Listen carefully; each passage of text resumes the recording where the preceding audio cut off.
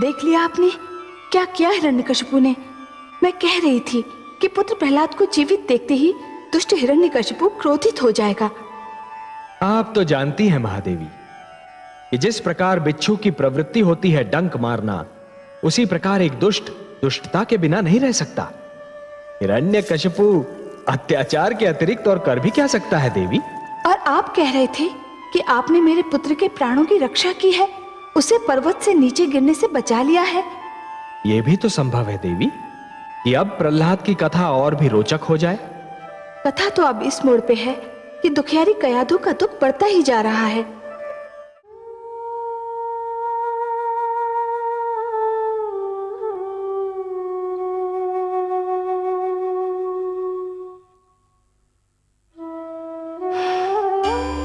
नारायण नारायण।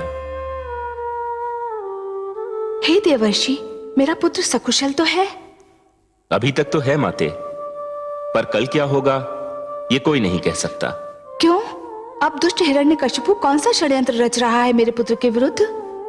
माते, हिरण्यकशिपु अब स्वरभानु के परामर्श पर चल रहा है। और क्या परामर्श दिया है उस दुष्ट ने? सत्य कहा आपने माते, दुष्टों के परामर्श भी दुष्ट होते हैं। स्वरभानु ने परामर्श दिया है कि प्रहलाद के भोजन में विष मिला दिया जाए।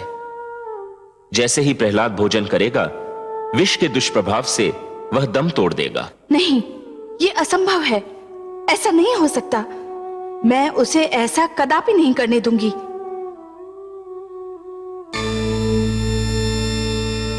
अरे, माता तो विष का नाम सुनते ही अंतर्धान हो गई। क्या हुआ देवर्षि? आप आश्चर्यचकित क्यों दिखाई दे रहे हैं? प्रणाम जनार्दन। प्रणाम। मैं तो माता को यह सूचना देने आया था कि हिरण्यकशिपु पुत्र प्रहलाद के वध की योजना बना रहा है, पर माता तो अंतर्धान हो गई। मैं सब देख चुका हूं देवर्षि, परंतु वह मूर्ख हिरण्यकशिपु क्या जाने कि प्रहलाद के जीवन की योजना तो स्वयं आदि प्रजापति ब्रह्मा बना चुके हैं। उससे तो केवल अपने जीवन के विषय में सोचना चाहिए देवर्षि। पर उसे तो मेरे पिताश्री ब्रह्मा ने पहले ही जीवन का दान दे दिया है। पात्र और अधरों के बीच यूं तो दूरी बहुत कम होती है देवर्षि, पर पात्र के अधरों तक पहुंचने के बीच बहुत कुछ हो सकता है ना? पर माता अचानक चली कहां गई? आपकी माता ममता के बिना रह नहीं सकती, और ममता की भावना चिंता के बिना रह नहीं सकती। विष का नाम सुनते ही मन में भोले शंकर की स्मृति जाग उठी होगी। गई होंगी उन्हीं के पास। नारायण नारायण। देखिए आपने हिरण्यकशिपु की क्रूरता सर्वेश्वर। महादेवी, वो यदि क्रूर नहीं होता तो असुर क्यों कहलाता? पुत्र पिता का वध कर देते हैं, ये तो मैंने कई बार देखा है, किंतु एक पिता अपने पुत्र का वध करना चाहता है, ये तो पहली बार देखा है। विनाश काले विपरीत बुद्धि। जब मन में अहंकार जन्म लेता है महादेवी, तो सर्वप्रथम मन की कोमल भावनाओं को समाप्त कर देता है, और जब मन की कोमल भावनाओं का अंत होता है तो वो पतन का पहला संकेत होता है। जिस प्रकार पत्थर की चट्टान पर पुष्प नहीं खिल सकते, उसी प्रकार कठोर हृदय में सुंदर भावनाएं नहीं रह सकती महादेवी। जानती हूँ कमल नयन, किंतु खेद इस बात का है कि माता को ज्ञान ही नहीं कि जो भोजन वो अपने पुत्र के लिए ले जा रही है वही उसकी मृत्यु का कारण बन सकता है। महादेवी, किसी की मृत्यु का समय और मृत्यु का कारण विधाता भाग्य लेख में लिख देते हैं। विधाता के अतिरिक्त कोई भी और किसी की मृत्यु का कारण न बन सकता है और न बना सकता है। विधान है कि जो दूसरों के लिए गड्ढा खोदता है, स्वयं उसी में जाकर गिरता है। हिरण्यकशिपु प्रहलाद की मृत्यु का नहीं, स्वयं अपनी मृत्यु का साधन जुटा रहा है। देखिए तो सही क्या होने जा रहा है।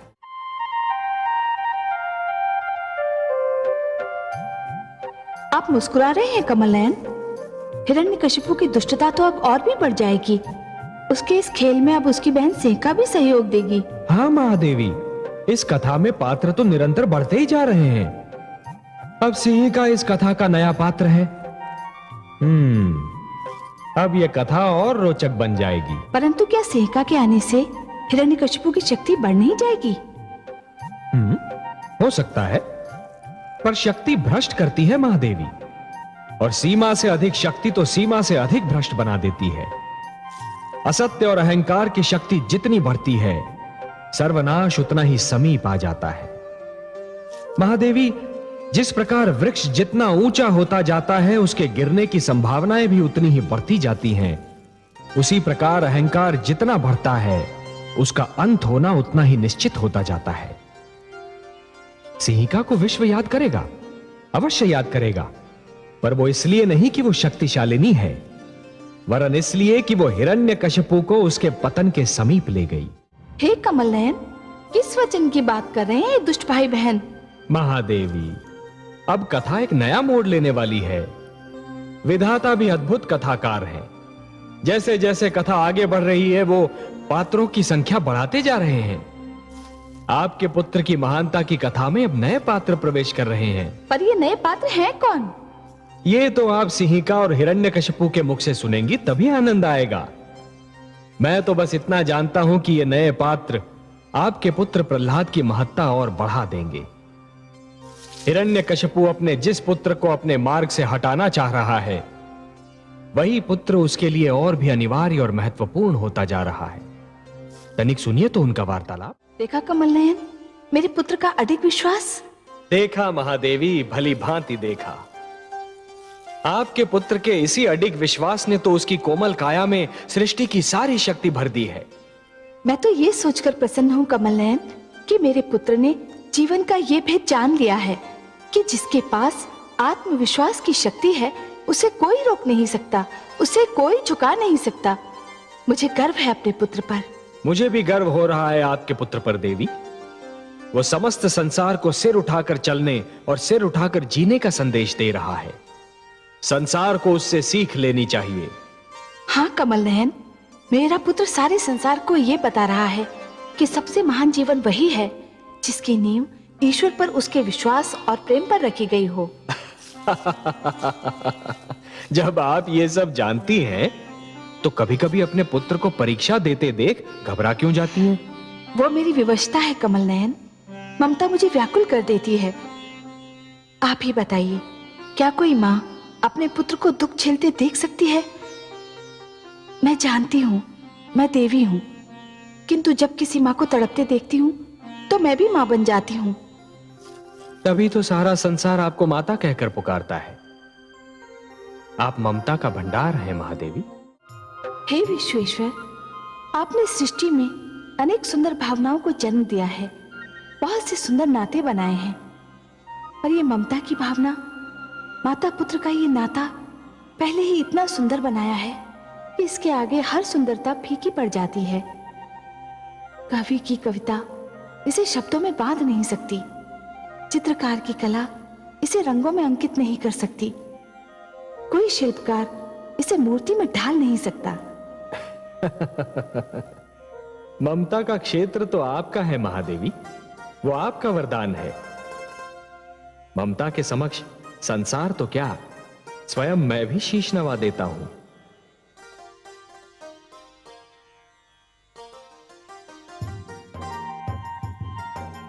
मुझे तो कयाधु की ममता में भी आप ही का रूप दिखाई दे रहा है महादेवी। ओम नमो महादेवी, देखा आपने महादेवी, देखा विधि का न्याय। आह्लाद ने प्रहलाद को मारने के लिए सर्प को शस्त्र बनाया था, परंतु वह स्वयं मृत्यु के घर जा पहुंचा। षड्यंत्र कभी नहीं फलता महादेवी, षड्यंत्र कभी नहीं फलता। सिंहिका ने अहंकार को षड्यंत्र का एक अंग बना लिया था और स्वयं आह्लाद उस षड्यंत्र का लक्ष्य बन गया। हाँ कमल नयन, आह्लाद पुत्र प्रहलाद का भाई था, सगा भाई। परंतु कितने आश्चर्य की बात है कि एक ही माता की कोख से जन्मे दो पुत्रों के संस्कारों में इतना अंतर था।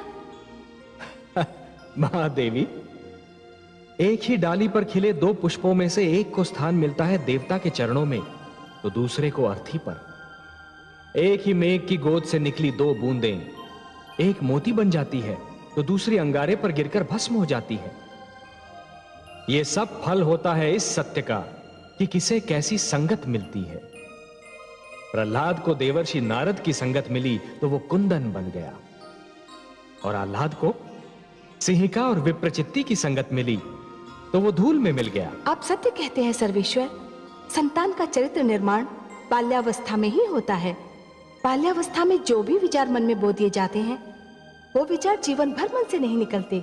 सत्य कहा आपने महादेवी, सत्य कहा। और इसीलिए माता पिता को सबसे अधिक ध्यान बाल्यावस्था में संतान के चरित्र निर्माण पर ही देना चाहिए। आह्लाद को तो उसके किए का दंड मिल गया, परंतु मैं अपने पुत्र प्रहलाद को अच्छी तरह से जानती हूँ। उसका मन बहुत ही कोमल और दयालु है। वो अपने भ्राता की मृत्यु का दुख कैसे सह पाएगा? वो तो उसे देखकर बिलख उठेगा। जब उसे इस बात का ज्ञान होगा तो उस पर न जाने क्या बीतेगी। देखिए आपने मेरे पुत्र की उदारता, कमल नयन। देखा आपने मेरे पुत्र का हृदय कितना विशाल है। वो जानता है कि आह्लाद ने उसके साथ क्या किया था, फिर भी उसने उसे क्षमा कर दिया। वो जानता था कि आह्लाद उसके प्राण लेना चाहता था, फिर भी उसके जीवन के लिए वो आपसे विनती कर रहा है। महादेवी, आपके इस पुत्र के विषय में तो मैं क्या कहूं। धन्य है प्रहलाद, धन्य है। महादेवी, जिस प्रकार जब जल माटी को गीला कर देता है तो माटी में से सुंदर अंकुर फूटते हैं, उसी प्रकार जब भक्ति मन को उदार बना देती है तो मन में सुंदर विचारों का जन्म होता है। जिस प्रकार वर्षा फूल पर जमी हुई धूल को धोकर फूल को स्वच्छ और निर्मल बना देती है, उसी प्रकार जब श्रद्धा मन को छूती है तो मन को पवित्र और उज्जवल बना देती है। और आपके इस पुत्र के पास तो दोनों शक्तियां हैं, भक्ति और श्रद्धा। फिर तो आपको मेरे पुत्र की विनती सुननी ही होगी। महादेवी, ऐसे भक्त की विनती को मैं अनसुना कैसे कर सकता हूं? और जब आपकी भी यही इच्छा है तब तो मुझे यह करना ही होगा। ओम नमो भगवती। देखा कमल नयन, जब मेरे पुत्र को मारने की योजना बना रही थी तो तनिक भी दया नहीं आई थी उसके नेत्रों में, और अब अपने पुत्र की मृत्यु का समाचार है तो कैसा विलाप कर रही है। यही तो विधि का विधान है महादेवी। जो दूसरे को दुख देकर हंसता है, होनी उसे दुख देकर 100 बार रुलाती है। इसलिए दूसरों को दुख देने से पहले इतना अवश्य सोच लेना चाहिए कि यदि इसी दुख का वज्र अपने सिर पर गिरे तो क्या होगा। महादेवी, जिस प्रकार बिच्छू को यह ज्ञान नहीं होता कि उसका डंक केवल किसी और को नहीं स्वयं उसे भी चुभ सकता है, उसी प्रकार एक दुष्कर्मी को भी यह ज्ञान नहीं होता कि उसका दुष्कर्म स्वयं उसे भी हानि पहुंचा सकता है। परंतु महादेवी, सिंहिका तो अभी इस बात से अनजान है कि आह्लाद जीवित है। जान लेगी तो भी कौन सा प्यार उड़ेल देगी मेरे पुत्र पर। सुना नहीं आपने, अग्निदेव की सौगंध खाकर कह रही है कि मेरे पुत्र प्रहलाद को भस्म करके ही दम लेगी। कहने में क्या जाता है महादेवी, कहा तो उसने ये भी था कि सर्प कुंड के नाग प्रहलाद की मृत्यु का कारण बनेंगे, पर परिणाम क्या हुआ? परंतु हे कमल नयन, मेरी समझ में नहीं आता कि अग्निदेव को सिंहिका को ऐसा वरदान देने की क्या आवश्यकता थी। महादेवी, अग्निदेव तो यह भली भांति जानते हैं कि भोले शंकर ने जो दैत्य गुरु शुक्राचार्य को वरदान दिया था उसका परिणाम क्या हुआ। अग्निदेव ये भी देख ही रहे होंगे कि आदि प्रजापति ब्रह्मा ने जो वरदान हिरण्यकशिपु को दिया उसका क्या परिणाम हो रहा है। यदि ये सब जानकर भी उन्होंने वरदान दिया है तो अवश्य ही कुछ सोच समझकर ही दिया होगा ना। आप तो बस आगे का घटनाक्रम देखकर आनंद लीजिए। आज तो मुझे वास्तव में पुत्र प्रहलाद पर बहुत क्रोध आ रहा है। भोलेपन का यह अर्थ तो नहीं कि कोई जानबूझकर मृत्यु की गोद में जा गिरे। क्या हुआ महादेवी? सुना नहीं आपने, दुष्ट सिंहिका पुत्र प्रहलाद को गोद में लेकर अग्नि में प्रवेश करना चाहती है और पुत्र प्रहलाद ये समझ रहा है कि ये खेल होगा। या वास्तव में सिंहिका उसे कोई चमत्कार दिखाना चाहती है। महादेवी, जिसके मन में खोट नहीं होती वो स्वयं को भी सच्चा समझता है और दूसरों को भी। पर ये तो भूल है कमल नयन, और मुझे भय है कि पुत्र प्रहलाद भी यही भूल कर रहा है। नहीं महादेवी, भूल प्रहलाद नहीं कर रहा है, भूल तो सिंहिका कर रही है। उसे इस बात का विस्मरण हो गया है कि वो एक भूल कर चुकी है, और जिसे अपनी भूल का विस्मरण होता है उसे उसका दंड अवश्य मिलता है। इतिहास रचा ही इसलिए जाता है महादेवी कि आने वाली पीढ़ियां ये देख सकें कि उनके पहले की पीढ़ियों ने क्या भूल की और वो उस भूल को ना दोहराएं। यदि दोहराती हैं तो दंड पाती हैं, दुख झेलती हैं। सिहिका ने जो भूल की थी उसका दंड उसे मिला था, उसके पुत्र आह्लाद की मृत्यु के रूप में। परंतु जैसे ही उसने अपने पुत्र को जीवित देखा, उसे फिर से अपनी भूल का विस्मरण हो गया। इसलिए विश्वास रखिए महादेवी, सिहिका को अपनी भूल का दंड फिर से मिलेगा। परंतु प्रहलाद को भी तो ये स्मरण रखना चाहिए था कि सिंगिका उसे क्षति पहुंचाने की चेष्टा कर चुकी है।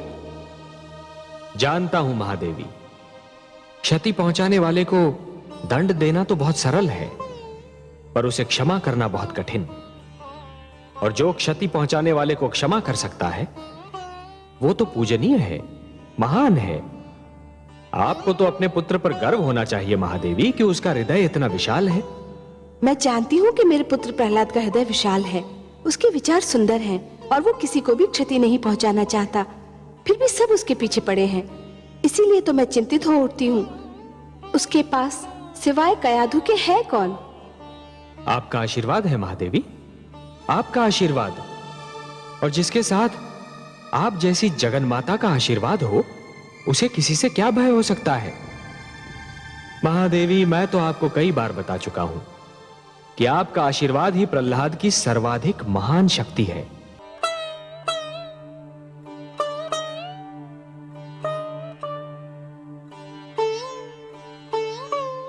ये कैसा उत्सव है कमल नयन? मांस, मदिरा, हुड़दंग, क्या इसे उत्सव कहते हैं? नहीं महादेवी, इसे उत्सव नहीं, आप असुर संस्कृति के असभ्य प्रदर्शन का नाम दीजिए। उत्सव तो नाम है आनंद की पवित्र भावना का। उत्सव नाम है ऋतुओं के आगमन का। जब प्यासी धरती पर वर्षा की पहली फुहार गिरती है और माटी से सौंधी सौंधी सुगंध उमड़ती है, तब उत्सव मनाया जाता है कि अब धरती की प्यास मिटी, अब खेती लहराएगी, हरियाली नाच उठेगी। जब माथे पर पसीने की नन्ही नन्ही बूंदें फूटती हैं, तब उत्सव मनाया जाता है कि शरीर को कपकपाने वाली शरद ऋतु से पीछा छूटा। जब धूप भली लगने लगती है और समीर का झोंका मन में आह्लाद निर्माण करता है, तब उत्सव मनाया जाता है महादेवी कि झुलसाने वाली ग्रीष्म ऋतु का अंत हो गया। यही तो मैं भी कहती हूँ कमल नयन, उत्सव वो है जो आत्मा को शांति दे, जो सारे नगर का जीवन अस्त व्यस्त कर दे, जिसमें मदिरा पीकर सब अपनी सुध-बुध खो बैठे। वो उत्सव नहीं, कोरा हुड़दंग है। परंतु मुझे सिंगिका की चालों से चिंता हो रही है। वो मेरे पुत्र को लेकर अग्नि में प्रवेश करना चाहती है। मैं जानती हूँ कि उसके मन में क्या है। परंतु आपके पुत्र के चेहरे पर तो कोई चिंता दिखाई नहीं पड़ती। उसने तो अपनी सारी चिंताएं आप पर छोड़ दी हैं। तो आप भी अपनी सारी चिंताएं मुझ पर छोड़ दीजिए ना महादेवी। हे कमल नयन, सुना आपने पुत्र प्रहलाद ने अपनी माता से क्या कहा? वो कह रहा है कि भक्ति की भावना ही सबसे श्रेष्ठ है, ममता की भावना उसके आगे कुछ भी नहीं।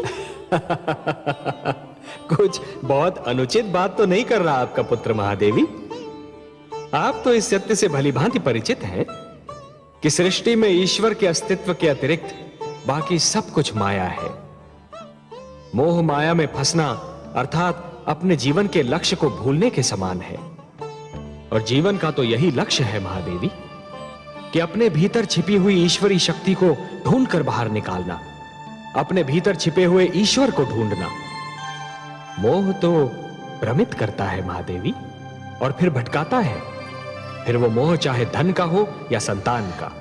परंतु हे दया सागर, माता और पुत्र का स्नेह तो आपकी दी हुई सुंदर देन है।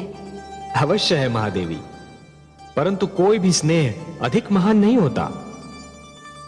जीवन का तो वास्तविक उद्देश्य ही है कि ईश्वर के प्रेम में अहम को भूल जाना, क्योंकि ईश्वर से प्रेम हर प्रेम का स्रोत होता है।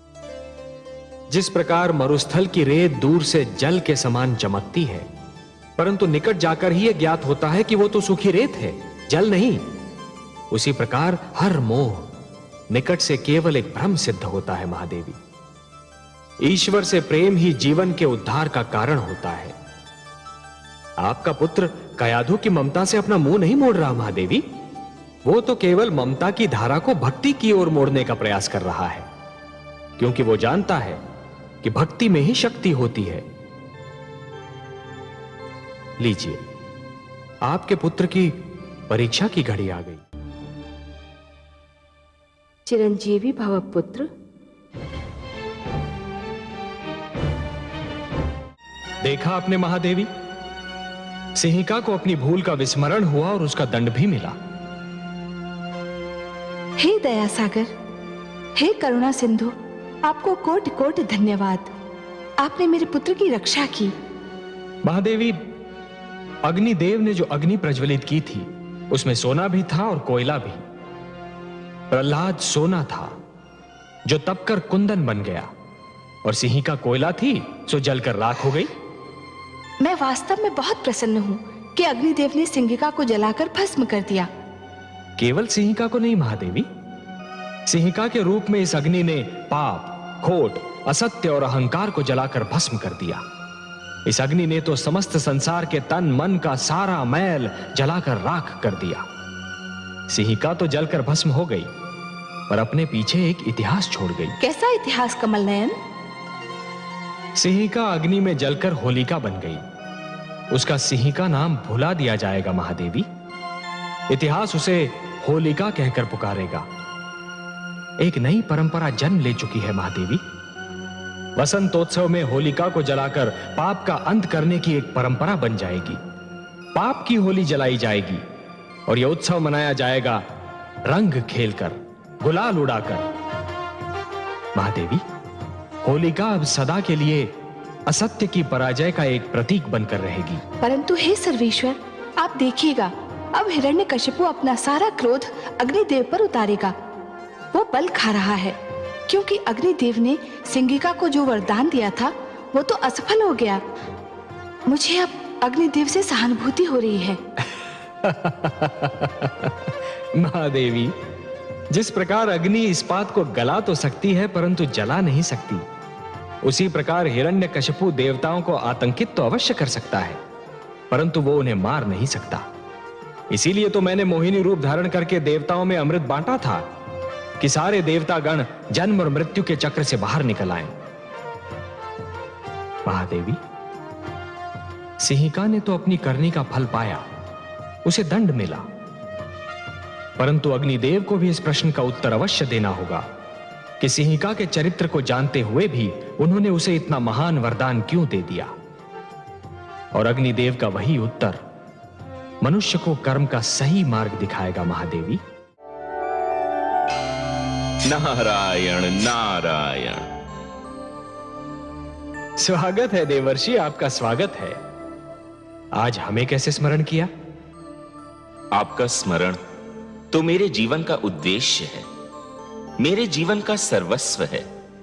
मेरा जीवन ही है लक्ष्मी नारायण। मेरा और कार्य ही क्या है? आपका स्मरण करना और आपकी चर्चा। बताइए, क्या समाचार सुनाने आए हैं? सृष्टि का कौन सा भेद, कौन सा समाचार, कौन सा रहस्य आपसे छिपा है लक्ष्मी नारायण? मैं तो बस अपनी एक उलझन सुलझाने, अपने एक प्रश्न का उत्तर पूछने आपकी सेवा में उपस्थित हुआ हूं। तो पूछिए ना। हे लक्ष्मी नारायण, आप माया के स्रोत हैं, माया का भंडार हैं, माया के रचयिता हैं। फिर ये विप्रचित्ती किस मायावी शक्ति की बात कर रहा है? क्या उसने कोई नई मायावी शक्ति का आविष्कार कर लिया है? नहीं देवर्षि, विप्रचित्ती कोई योगी नहीं है जो किसी शक्ति का आविष्कार कर लेगा। वो तो केवल एक भिक्षुक है, एक याचक है। उसके पास जो भी शक्ति है वो मांगी हुई है, चुराई हुई है।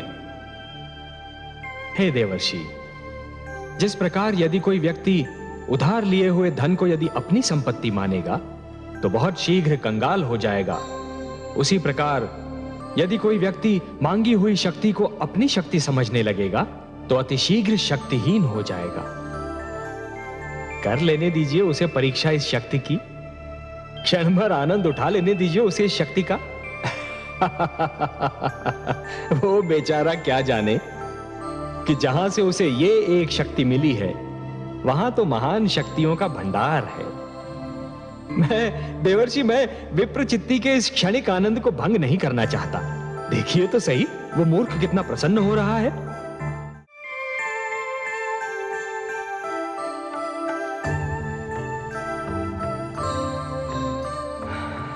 क्या हुआ कमल नयन? आपका पुत्र प्रहलाद ननिहाल की यात्रा पर निकला है महादेवी। ननिहाल की यात्रा? कहाँ? आप भूल गई महादेवी, इस बार आपने सागर पुत्री के रूप में जन्म लिया है, तो सागर आपके पिता हुए और उनका घर प्रहलाद का ननिहाल ही तो हुआ। विप्रचित्ति प्रहलाद को सागर में फेंकने निकला है। पिताश्री नहीं जानते कि प्रहलाद को मैंने अपना पुत्र माना है। कुछ अनर्थ ना हो जाए, उसकी रक्षा कीजिए प्रभु। जैसी आपकी इच्छा।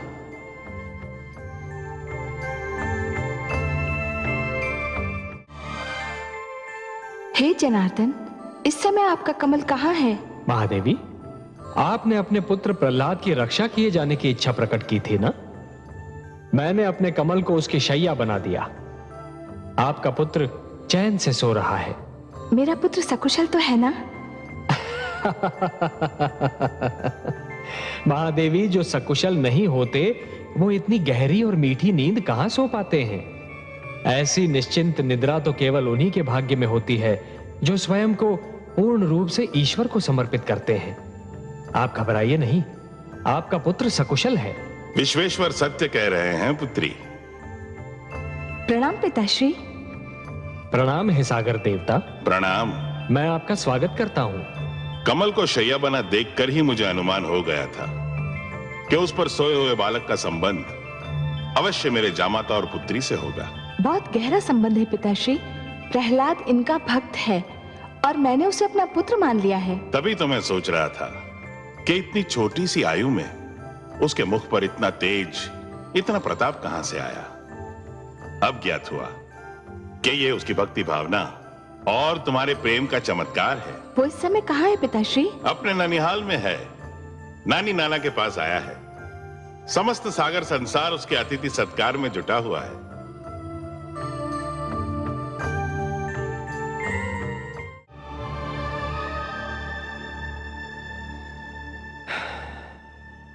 देखिए आपने विधि की विडंबना महादेवी। पुत्र अपने ननिहाल में चैन की नींद सो रहा है और अनजान माता समुद्र की लहरों से उलझ रही है। ममता इसी का तो नाम है कमल नयन। पुत्र भले कितना ही सुखी हो, परंतु यदि माता की आंखों से ओझल हो तो माँ को पल भर भी चैन नहीं पड़ता। वो तो पुत्र का मुख देखकर ही जीती है। बेचारी कयाधु, उसे तो ये भी पता नहीं कि उसका पुत्र कहाँ है, क्या कर रहा है। मुझे तो भय है कि कयाधु कहीं पुत्र वियोग में पागल होकर डूबकर अपने प्राण न दे दे। हाँ महादेवी, वो तो सागर में आगे आगे बढ़ती जा रही है। आपको उसके प्राणों की रक्षा करनी होगी कमल नयन। महादेवी, सागर तो आपका मायका है, मेरी तो ससुराल है, और ससुराल में अपने अधिकारों और शक्तियों का प्रयोग मुझे अच्छा नहीं लगता देवी। देखिए, पिता के घर पर तो पुत्री का अधिकार होता है, इसलिए वहां हस्तक्षेप का कष्ट तो आप ही को करना होगा देवी। आपकी यही इच्छा है तो जाती हूं मैं। कयाधु को यूं डूबकर मरने नहीं दूंगी मैं, वो भी वहां सागर में जो मेरा मायका है।